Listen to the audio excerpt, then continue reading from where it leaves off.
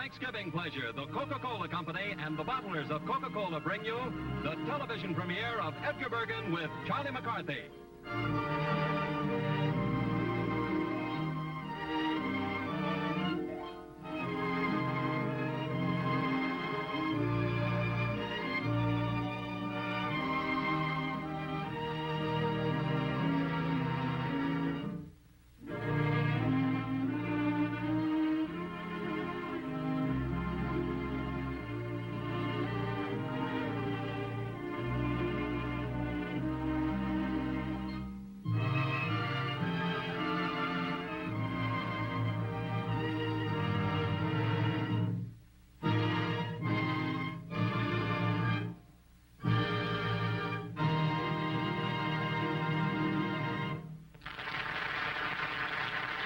I am Edgar Bergen, best friend and severest critic of Charlie McCarthy.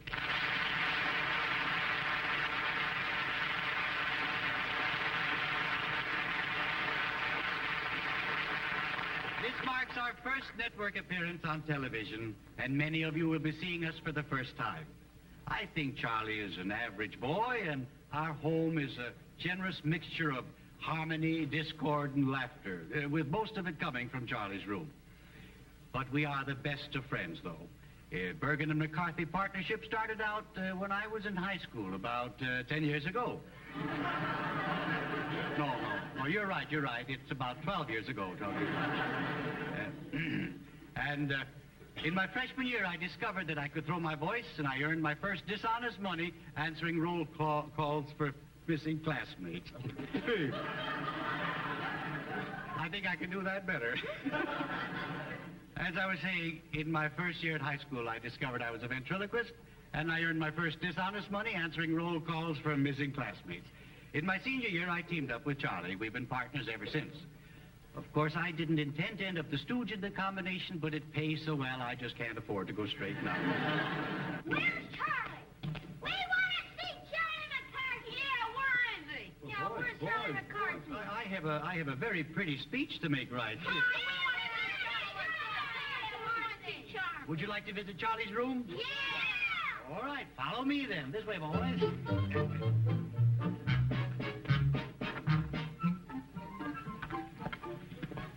Here it is. Here's Charlie's slingshot rack, his magic lantern. Over here's his desk where he studies.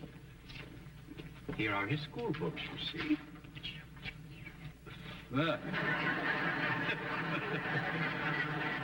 Just as good as new.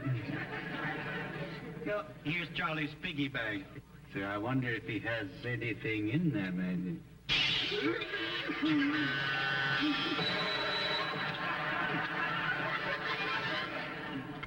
Well. In my bubble bath.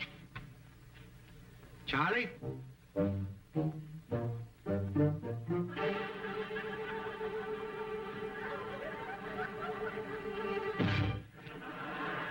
Bergie? I'll give you 2 minutes to get dressed. Remember, we're doing a show tonight. Where's the show, Mr. Bergen?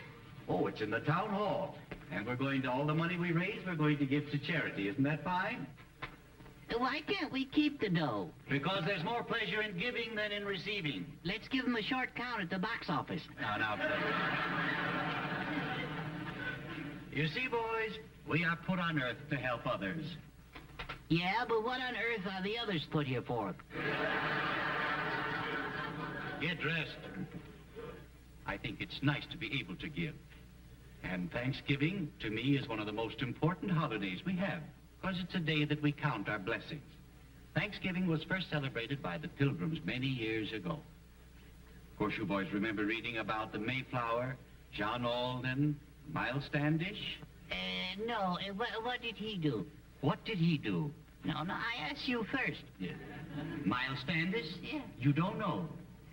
No, I don't know, no. Makes me look cheap. Go ahead. That's it. Why, Miles Standish is one of our Pilgrim fathers. How? Yes. Pilgrim father? Yes. He's a married man? No, he isn't a married man. Well, how could he be... well, of course, it's none of my business, is it? No. You see, Miles Standish is very famous. He went down in history. Yeah, well, I flunked it myself. Yeah, I know. Well, what did he do, this fellow? Well, I'll tell you, the Indians called him Paleface. Yeah? Yes. Do you know why? Because he had a face like a pail. No. Well, what did he do? What did he do, this buckethead? No. Paleface. Yeah. Well, I'll tell you, he was in love with a beautiful girl named Priscilla. Yeah. Yes, but he was too bashful to propose to her. Uh-huh.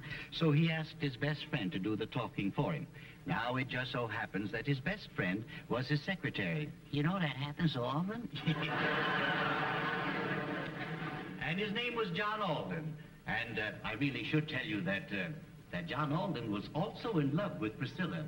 Why, you old rascal, you. You just know all the gossip, don't you? Yes.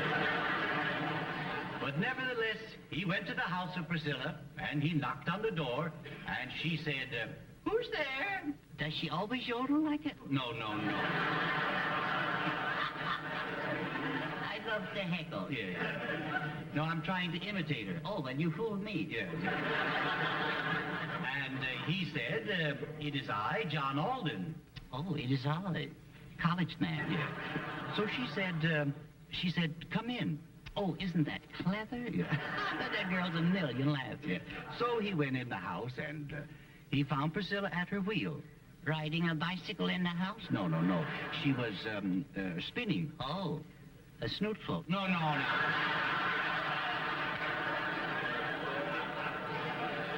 You keep on interrupting me, young man, and I may not finish this story. Well, that's the best news we've had so far. The story gets better as it goes along. Well, it can't get worse. All right. Yeah. Yeah. Now, what happens now? Well, I'll tell you. Now, where was I? I don't know. You were sitting there laying an egg. No. I don't think you're good for television. All right. Oh, you see, that's the trouble with television. You gotta memorize. All right.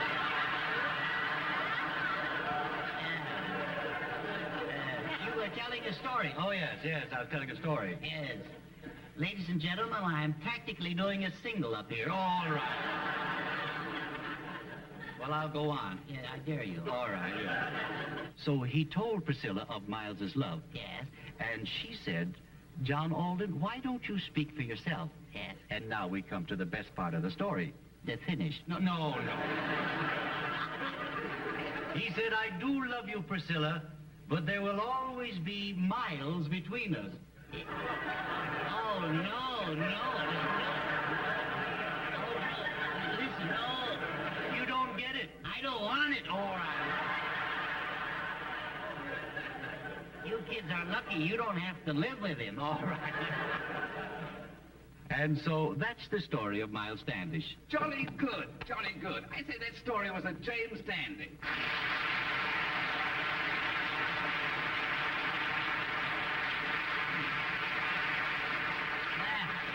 That'll teach us to keep our windows closed. Boys, this is Ray Noble, our musical conductor.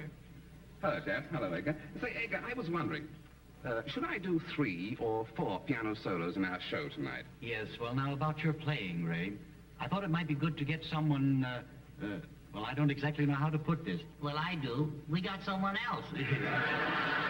Someone else? Yes, we got someone else. Now, Charlie, you're putting words in my mouth. Yeah. See, now there's a switch. Yes, we've engaged a famous artist to do a piano solo. Here is our artist, Miss Diana Lind.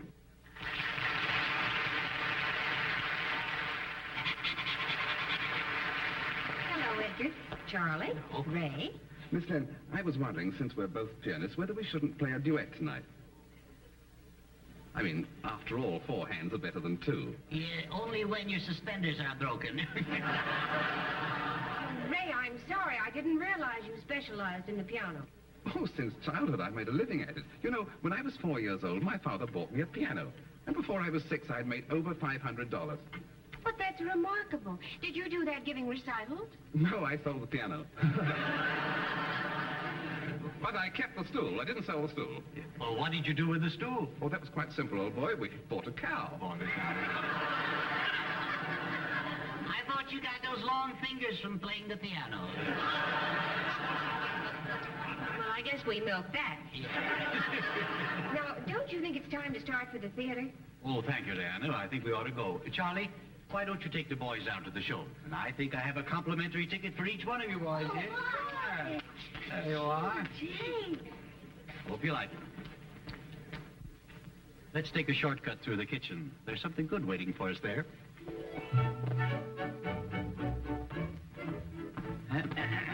What are you doing here? You ought to be outside with the rest of the kids. This is where Thanksgiving really begins, isn't it, Edgar? Well, now, if you're referring to the aroma of roast turkey, I concur. No, Ray, I was talking about the kitchen. It looks like a real center of hospitality. Did you say hospitality? Uh-huh.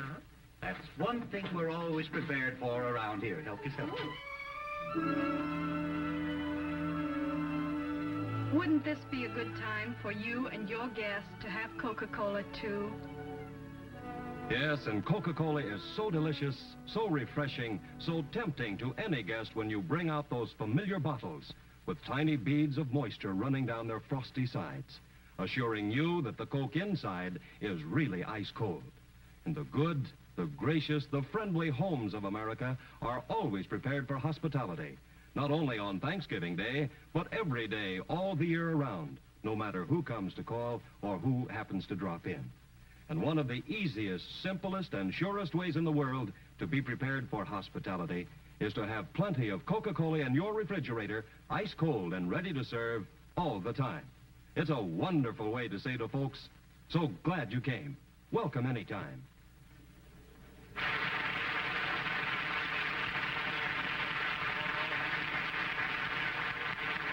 Thank you very much, ladies and gentlemen. My name is Pat Patrick. I guess you know yours, most of you. It's early yet. And I just threw that in. I probably should have thrown it out. I've had several requests from several television companies. However, I'm going to ignore all of their requests and appear in television anyway. Ladies and gentlemen, I came out here and started what I thought was my entrance, but I see it's close to my exit. So before I go, I would like to introduce to you the newest member of the Edgar Bergen family.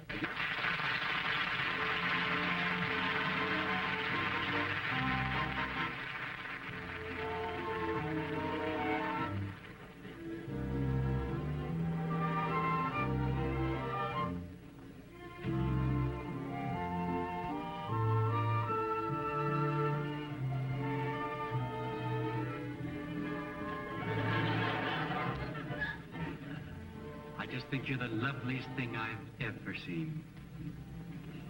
Tell me, what did you say your name was again? Name is Podine, sir. Podine Puffington. I see. You're from the South? Birmingham. That's in Alabama. I think. You think? Well, are you going steady with anyone? And you know, I'm quite single myself. Sure enough. Yes. I think we should go out and do the town tonight, don't you? And I'll promise not to look at another girl. And you will only have eyes for me, won't you? Yes.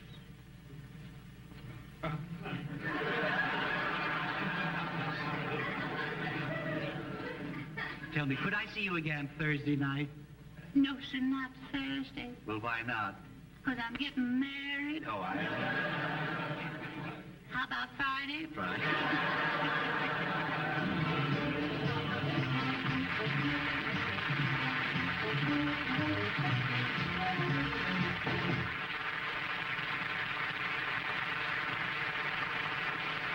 And now a piano number played for you by a lovely star who combines musical artistry with charm and grace. Miss Diana Lynn. I see. What a jolly awkward situation, old boy. Politics, that's what it is. It's politics. Oh, yes, it is. No.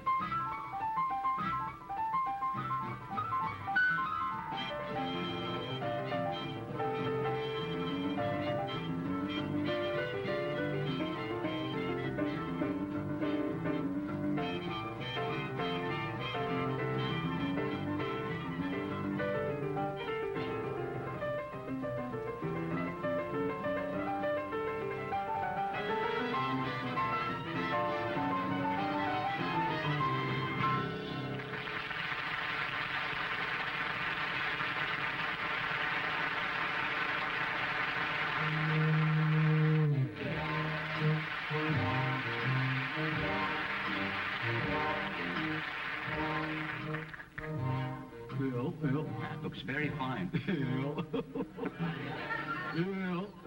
That's all right. Yeah, that's fine. Oh, they'll all believe you're an Indian. Oh, sure. Ah, we know that's good. Yeah. Well, don't fool with your set, folks. I really look this way.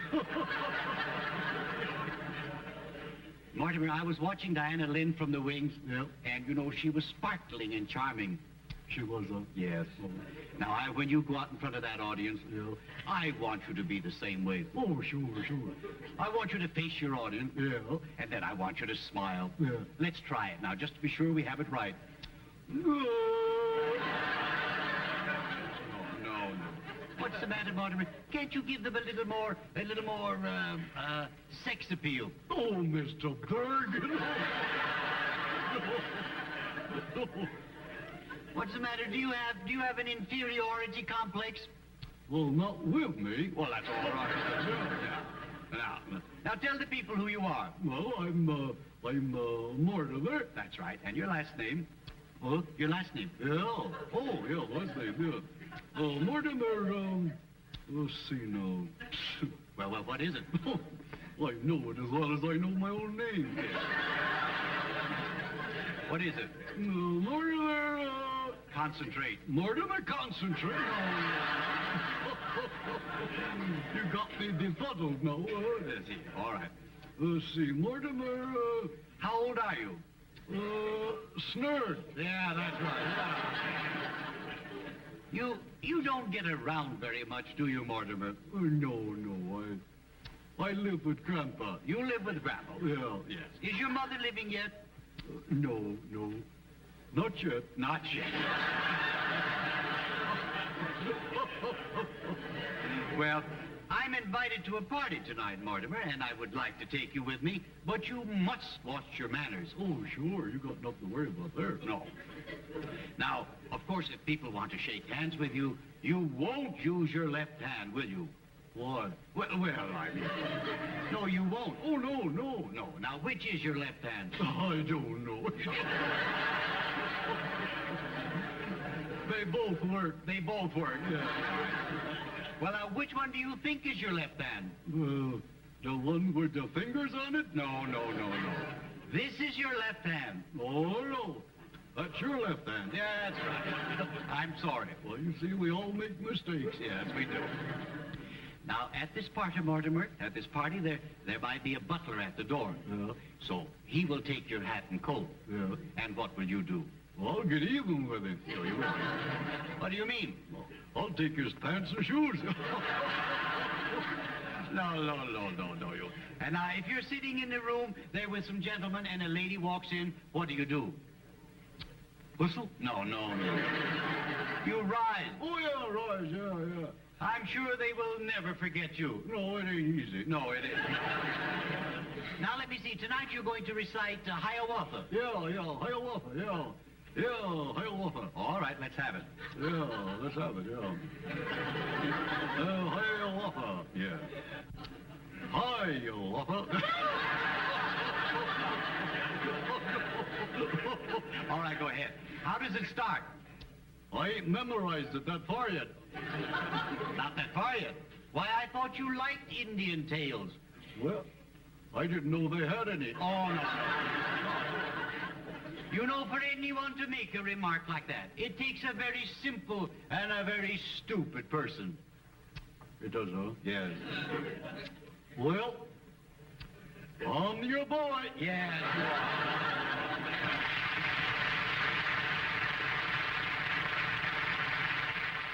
I'm an early American antique. We got to wondering how we'd have got on if we'd lived in the times when these fashions were in style. Would my songs have been #1 on the harpsichord parade? Or would Edgar and Charlie be popular favorites, drawing crowds wherever they appear?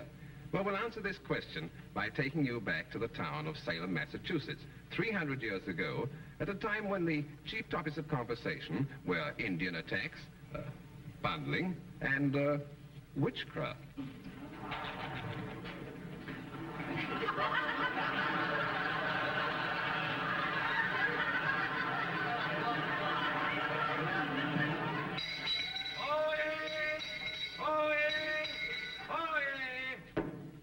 the news is called by Chauncey Tompkins. Magistrate Bacchus will decide whether the culprits will be burned, dumped, or driven from the city. That is all. You and your ideas. I knew we wouldn't get away with it. I wish these people would stop throwing tomatoes at us. The tomatoes I don't mind. It's the Indians behind us shooting arrows. Quiet, everybody. Simmer down.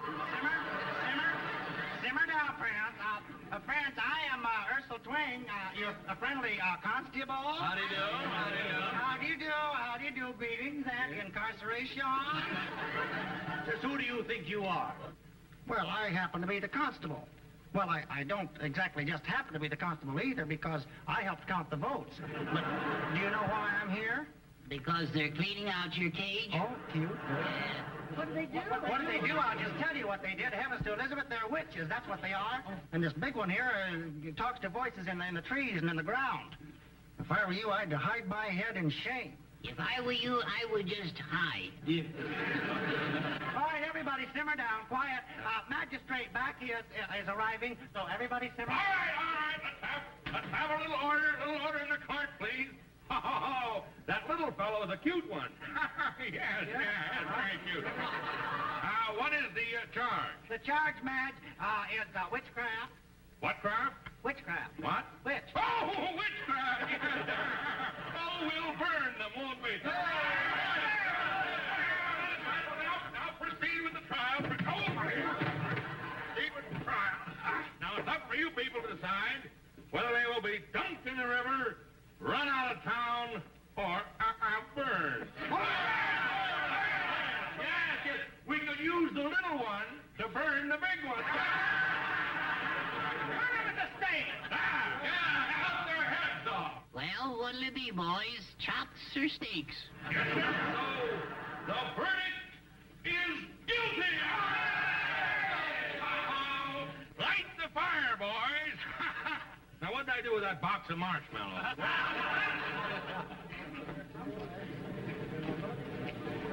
Ladies and gentlemen, while they're building their fire, my strolling players will entertain you with a popular rendition of a little song of mine called We've Got Plenty to Be Thankful For. And may I say that any loose change placed in the hat will be deeply appreciated. Ezekiel, please. Leather. Never.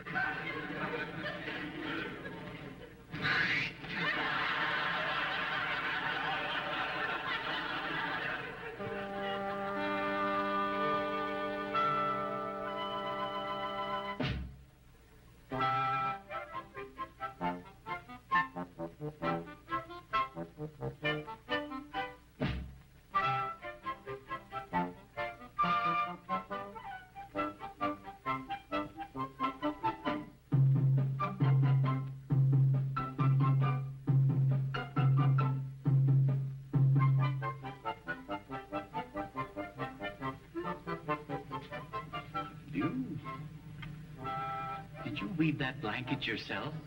Oh, it's beautiful. I'd give you $10 for that if I could get to my billfold.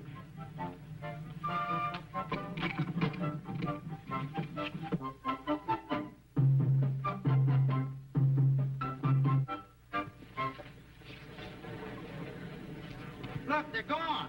They got away. Which way did they go? He went that way. Well, we gotta catch him. Go after him, man. Oh, let them go, Constable. After all, it's Thanksgiving. Yes, let them go. After all, then they'll have something to be thankful for. We've got plenty to be thankful for, thankful for, thankful for. We've got plenty to be thankful for. Just look around today. Count your blessings, neighbor, one by one. You're a really lucky son of a gun.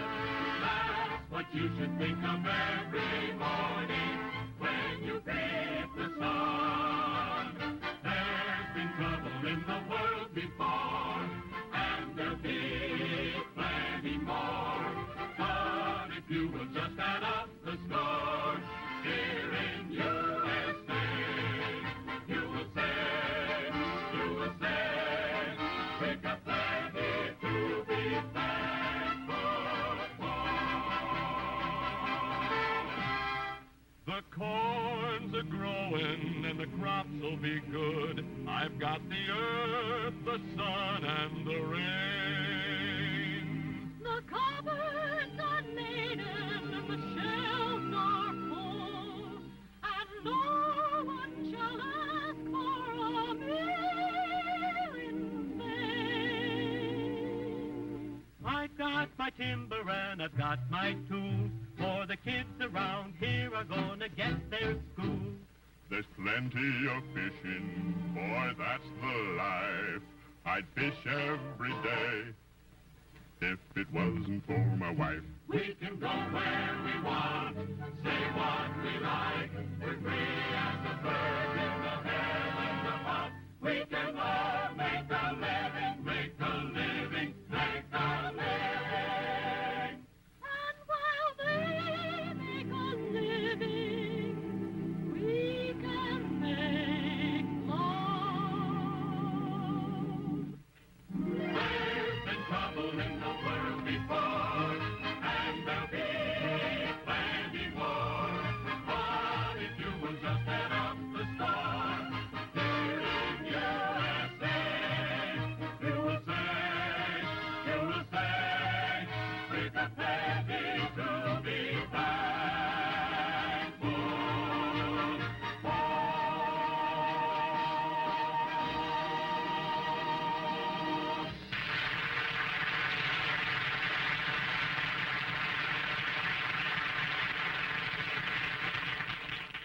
This is your town crier, Bill Baldwin. Edgar Bergen will be back in just a moment. We all here wish you a very pleasant Thanksgiving Day and remind you, whoever you are, whatever you do, wherever you may be, when you think of refreshment, think of Coca-Cola. For Coca-Cola makes any pause the pause that refreshes. And ice-cold Coca-Cola is everywhere. Thank you for being such a nice audience, and may I wish you a very happy Thanksgiving Day. May I suggest that... What'd you have in mind, Bergen? Good night, folks.